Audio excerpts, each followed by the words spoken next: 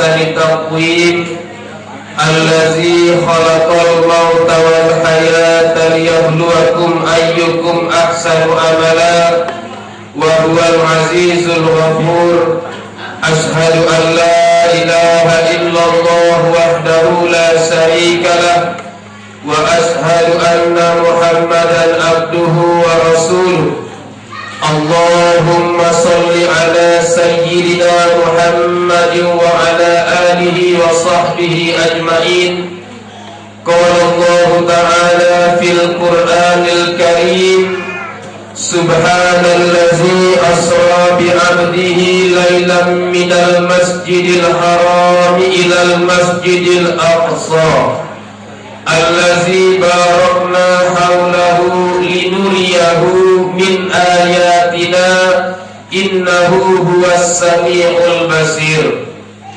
Wa qala Rasulullah sallallahu alaihi wasallam, as-salatu imaduddin wa man aqama as-salata faqad aqama ad-din wa man tarakaha faqad hadama ad-din.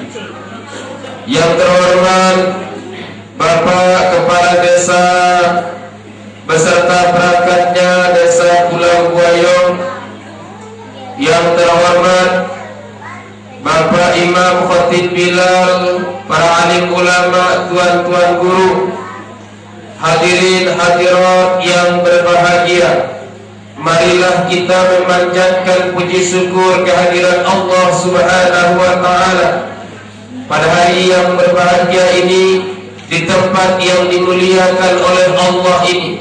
Kita dapat hadir dan berkumpul untuk memperingati Isra dan Mi'raj Nabi besar Muhammadin sallallahu alaihi wasallam. Semoga ini semua dalam rangka ibadah kita kepada Allah. Semoga ibadah kita diterima oleh Allah dan diberikan pahala yang berlipat ganda. Amin. Salawat beriring salam semoga tercurah kepada junjungan kita Nabi besar Muhammadin sallallahu alaihi wasallam, kepada keluarganya, kepada para sahabatnya, dan kepada kita semua para pengikut setianya. Semoga kita mendapatkan syafaat beliau di yaumil qiyamah. Amin amin ya rabbal alamin. Bapak Ibu hadirin dirahmati Allah, tidak lama kita ceramah, insyaallah 1 jam saja. Ya. Jadilah kata ibu.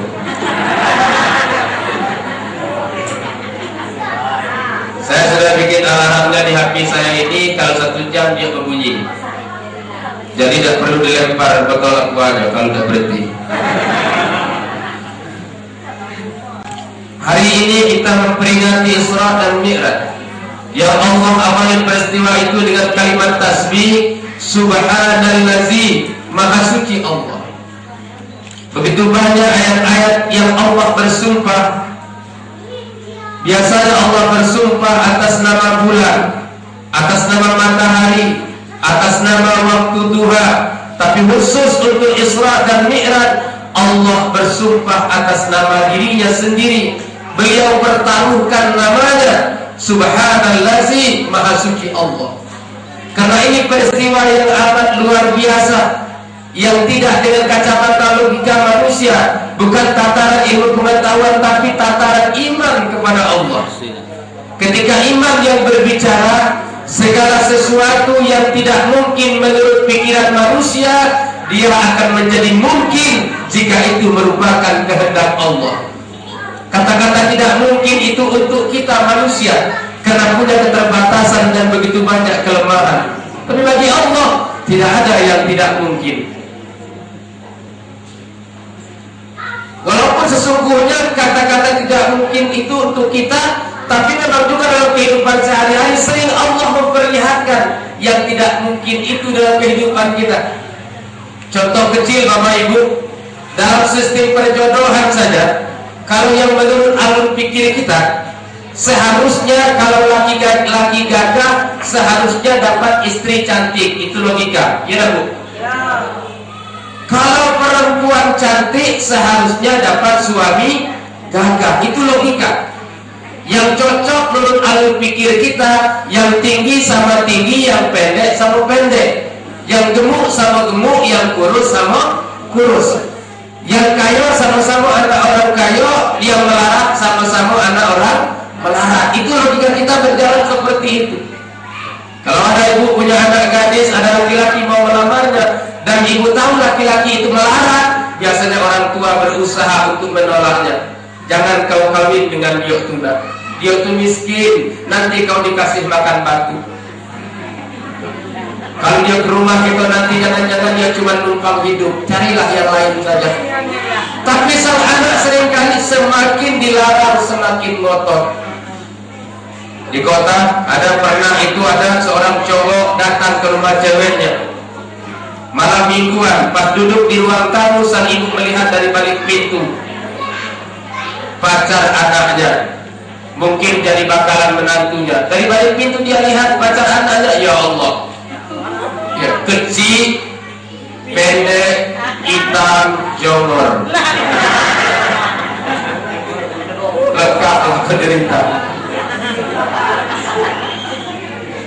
Ketika pacar anaknya pulang, dia bilang sama anak gadisnya, nah, apakah tidak ada lagi laki-laki yang sempurna di atas dunia ini? Kok seperti itu nih yang bakalan jadi suamimu? Kalau dia berjalan di kegelapan malam yang nampak hanya giginya doang. Tapi apa jawaban anaknya? Mama, karena giginya itulah aku tidak bisa tidur mikirkannya malam-malam. Ya. Maka orang Arab sering bilang apa? Sohibul anak, cinta itu buta. Kalau cinta sudah melekat, tai kucing rasa, itu yang merasa ngerti.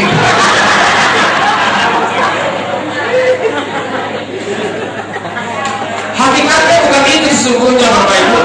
Hakikatnya adalah faiza arada syai'an ayyakuna lahu kun.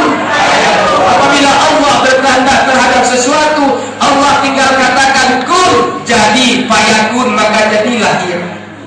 Maka setiap orang tidak boleh merasa menyesal atas takdir dan ketentuan Allah.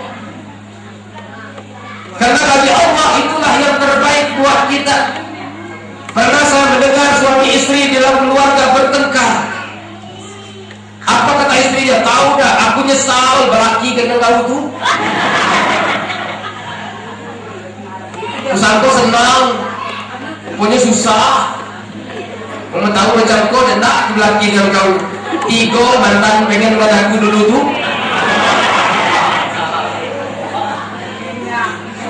Kenapa menyesali sesuatu yang sudah ditakdirkan oleh Allah?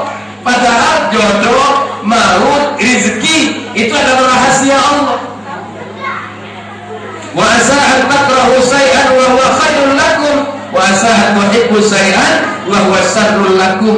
Boleh jadi sesuatu yang kamu benci, ternyata itu yang terbaik buat kamu. Boleh jadi pula sesuatu yang kamu senangi, ternyata itu yang terburuk buat kamu. Syukur kita dengan ketentuan Allah. Hidup sederhana,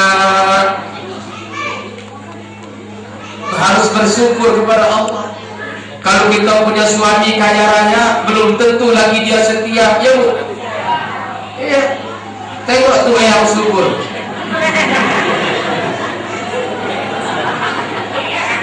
Ya, apa kakaknya yang syukur? Gak lagi kita lagi 9 ini dia kenapa seko bayarnya.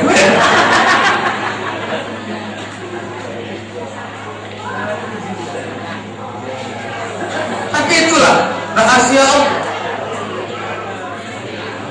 Maka mempercayai Isra dan Mi'raj tidak dengan kacamata akal kita, tapi dengan kacamata iman, keyakinan kepada Allah. Jika ada orang yang ibadahnya mantap, sholatnya rajin, puasanya jalan terus, haji mungkin setiap 5 tahun sekali, tapi kemaksiatannya jalan terus, yang perlu dipertanyakan adalah sejauh mana keyakinannya kepada Allah Subhanahu wa ta'ala. Orang-orang tua kita dahulu Pak, seringkali ilmunya tidak begitu tinggi, di depan dan di belakang namanya mungkin tidak ada gelar, ya. Tapi karomahnya subhanallah. Kalau bahasa kita kampung ini namanya karamat. Sesungguhnya kan itu bahasa Arabnya karomah, orang yang mulia. Kuburan orang keramat sesungguhnya kuburan orang yang karamah, orang yang mulia. Orang dahulu mungkin pendidikannya rendah, tapi ilmu yang dia dapatkan langsung dia amalkan. Itu aja kadang-kadang gelarnya yang banyak, ya. Pendidikan bukan main tinggi, tapi pengamalan ilmu yang kurang, sehingga ilmu tidak membekas. Salat yang dia lakukan sehari-hari tidak membentuk karakternya sebagai insan yang sesungguhnya salat. Itu yang harus kita paham. Kalau orang tua kita dahulu, Pak, kalau dia menanam rambutan di dekat pagar, ya, lalu kalau dia nanam rambutan dekat pagar, dia bilang sama tetangga sebelahnya kalau ada dahan yang menjulur ke tanah tetangga sebelah, Bapak, Ibu, kalau nanti dahan ke rumah Bapak itu nanti berbuah rambutan itu, ambillah, itu milik Bapak saja. Kenapa? Karena dia pun khawatir akarnya menjulur ke tanah orang sebelah. Kalau akarnya menjulur ke tanah orang sebelah, berarti pohon itu mengambil rezeki dari sesuatu yang bukan haknya, makan dari sesuatu yang bukan dari tanah miliknya. Begitulah saking berhati-hatinya. Jangankan terhadap sesuatu yang haram, dengan yang subhat pun dia berhati-hati. Kalau zaman Rasulullah pernah dikisahkan, ya, ada seseorang yang membeli tanah. Lalu setelah seminggu tanah itu dibeli, ketika dia mencangkul, ternyata di dalam tanah itu ada apa? Ada kendi, dalam kendi itu ada emas. Dia panggil kepada orang beli tanah tadi, Pak, kemarin aku beli tanah dengan Bapak, aku beli tanah, waktu aku mencangkul, aku ketemu kendi, dalamnya ada emas. Ambillah, karena aku kemarin bukan beli emas, aku beli tanah. Kira-kira kalau kita macam mana, Pak?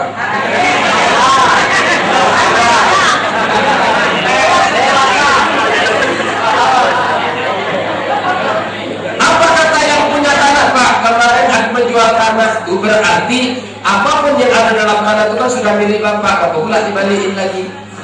Yang mau dibagi nolak, yang ini mau memberi. Itulah makanya menghadap kepada Rasulullah. Kata Rasulullah, tanya, kau punya anak gadis? Punya. Kau punya anak cowok? Mana? Dah.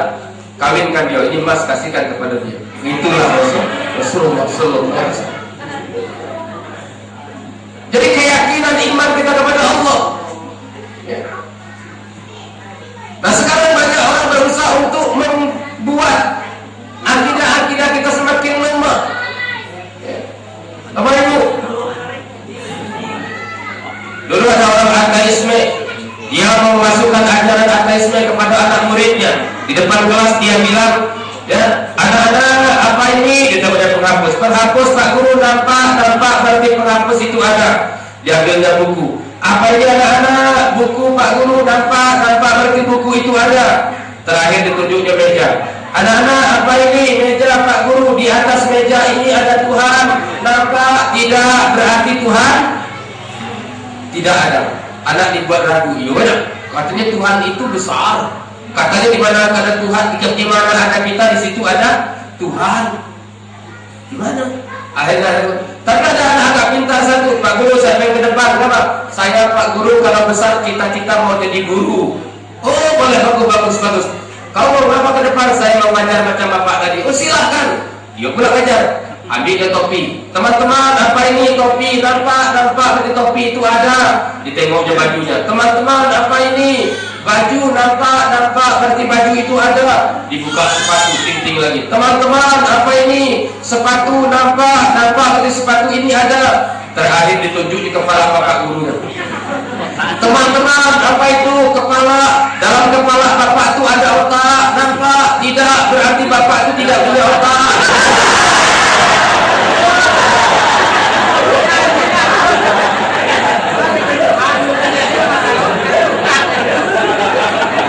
Sesuatu yang tidak nampak bukan berarti tidak ada. Maka bersaksi akan adanya Allah itu kan dengan kita menghadirkan Allah dalam diri kita. Yang dalam ibadah muncul sebut dalam kata-kata ihsan itu anta'budallaha ka'annaka tarahu fa illam takun tarahu fa innahu yaraka. Engkau sembah Allah seakan-akan engkau melihat Allah. Jika engkau tidak mampu melihat Allah, engkau menyadari, meyakini bahwa Allah yang melihat engkau. Itu iman. Maka orang tua kita dahulu sebelum dia mengajarkan ibadah kepada anak-anaknya, dia ajarkan dulu akidahnya. Mengikuti cara Allah menurunkan wahyu. Kalau kita baca Al-Quran, dalam Al-Quran ada dua kelompok ayat. Ada ayat Makkiyah, ada ayat Madaniyah. Ayat Makkiyah adalah ayat yang diturunkan sebelum Rasulullah hijrah. Ayat Madaniyah adalah ayat yang diturunkan setelah Rasulullah hijrah. Ciri-ciri ayat Makkiyah atau ayat Makkiyah sebelum hijrah itu diawali dengan kalimat Ya ayyuhan nas. Jadi kalau kita baca di awal Ya ayyuhan nas, coba lihat ke pangkal ayat. Di situ biasanya rata-rata itu adalah ayat-ayat Makkiyah, ayat yang diturunkan sebelum Rasulullah hijrah. Dan ciri-ciri yang kedua ayat Makkiyah adalah berbicara tentang masalah akidah, sebahagian yang muamalah. Itu 13 tahun Pak di Mekah hanya ngurusin masalah akidah itu. Saking pentingnya akidah. Nah kita dahulu juga sering akidah itu diajarkan kepada anak-anak kita. Akidah tidak pula tinggi, kitabnya tidak pakai perukunan tuh bela. Perukunan merah Melayu itu diajarkan. Saya ingat dulu waktu di kampung. Wujud artinya ada, maka mustahil tiada. Dalilnya firman Allah Ta'ala, Allahul ladzi khalaqas samawati wal arda wa ma bainahuma. Artinya Allah Ta'ala juga yang menjadikan 7 lapis langit dan bumi dan barang yang di antara keduanya. Maka patut bagi mukmin dekat bahwa bahwasanya Allah Ta'ala juga ada. Dan artinya sedia maka mustahil didahului Adam. Itu terus sampai kepada mutakallim ya.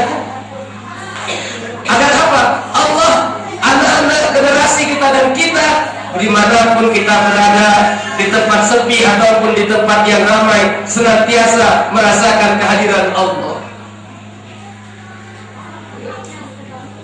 Apa yang membuat kita sanggup bangun di gelingan malam ketika suasana dingin, ngantuk-ngantuk, tapi kita tetap bangkit, kita ambil air wudhu, kita sholat tahajud? Apa? Karena kekuatan